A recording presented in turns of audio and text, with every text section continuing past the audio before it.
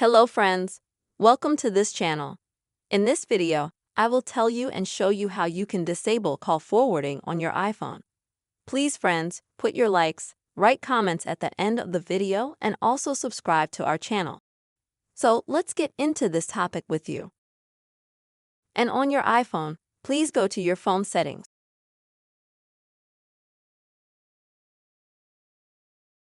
And then scroll down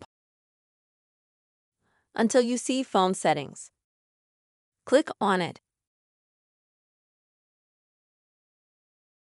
Now also scroll down a little bit, and here you can easily find the call forwarding option. Tap on it.